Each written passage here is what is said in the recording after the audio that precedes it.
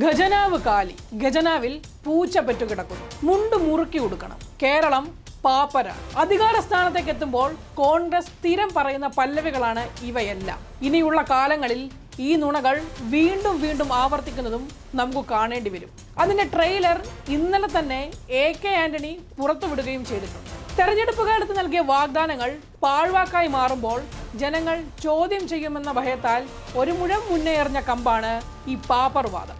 ഏത് മാനദണ്ഡം വെച്ചാണ് കേരളത്തിന്റെ പാപ്പരത്വം കോൺഗ്രസ് അളക്കുന്നതെന്ന് വ്യക്തമല്ല. പക്ഷേ വളർച്ചാ നിരക്ക്, റവന്യൂ കമ്മി, ധനക്കമ്മി, പൊതുകടം എന്നിവ പരിശോധിച്ചാൽ ഈ പറഞ്ഞ പാപ്പരത്വം നമുക്ക് കാണാൻ സാധിക്കുകയില്ല. തന്നെയുമല്ല, 1.25 ലക്ഷം കോടി രൂപയോളം തനത് വരുമാനമുള്ള സംസ്ഥാനമാണ് നമ്മുടെ കേരളം. തെരഞ്ഞെടുപ്പ് കാലത്ത് നൽകിയ വാഗ്ദാനങ്ങളിൽ നിന്ന് ഓടിയൊളിക്കാനുള്ള മാളം നിർമ്മിക്കലാണ് കോൺഗ്രസിന്റെ ഈ പാപ്പർ വാദമെന്ന് വ്യക്തമാണ്. വസ്തുതാവിരുദ്ധമായി നുണപ്രചാരണത്തിന് പിന്നിൽ വാഗ്ദാനങ്ങൾ പാലിക്കുന്നതിൽ നിന്ന് ഒഴിഞ്ഞു മാറാനുള്ള ശ്രമമാണ് എന്നതും നമുക്ക് കാണാൻ കഴിയും. ഫെഡറലിസത്തെ അട്ടിമറിച്ച് കേന്ദ്ര സർക്കാർ സംസ്ഥാനത്തെ സാമ്പത്തികമായി ശ്വാസം മുട്ടിച്ച കഴിഞ്ഞ 5 വർഷക്കാലത്തും ഒരു ദിവസം പോലും ട്രഷറി പൂട്ടുകയോ സർക്കാർ ജീവനക്കാരുടെ ശമ്പളവും പെൻഷനും മുടങ്ങുകയോ ചെയ്തിട്ടില്ല.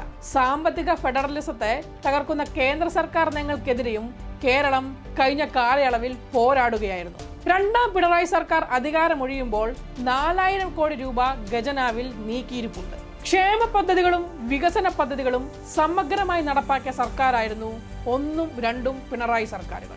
UDF കേരളത്തിൽ അധികാരത്തിലിരുന്ന കാലത്ത് ക്ഷേമ പെൻഷനുകൾ കുടിശ്ശികയാക്കിയതിന്റെയും പൊതുമേഖലാ സ്ഥാപനങ്ങളെ തകർത്തതിന്റെയും പാരമ്പര്യമാണുള്ളത്. അതേ രീതികൾ തന്നെ അവലംബിച്ച് മുന്നോട്ട് പോകുന്നതിന് അടിത്തറ പാകുന്നതിനായിട്ടാണ് പുത്തൻ നുണകളുമായി കോൺഗ്രസ് രംഗത്തെത്തിയിരിക്കുന്നത് സ്വാഭാവികമായും നമുക്ക് സംശയിക്കേണ്ടി വരും. തെരഞ്ഞെടുപ്പ് കാലത്ത് വാഗ്ദാനം ചെയ്തതും ഇപ്പോൾ നടപ്പിലാക്കിയിട്ടുള്ളതുമായ ജനക്ഷേമ പദ്ധതികളിൽ നിന്ന് ഒളിച്ചോടാനുള്ള ശ്രമമായി തന്നെ കേരളത്തിന്റെ ഖജനാവിനെ പറ്റിയുള്ള ഇപ്പോഴത്തെ ഈ പരാമർശം കാണേണ്ടി വരും. മന്ത്രിസഭ രൂപീകരിക്കുന്നതിന് മുമ്പ് ജനങ്ങളെ കബളിപ്പിക്കുന്നതിനുള്ള നടപടിയായി മാത്രമേ ഈ നുണപ്രചാരണത്തെ കാണാൻ സാധിക്കുകയുള്ളൂ.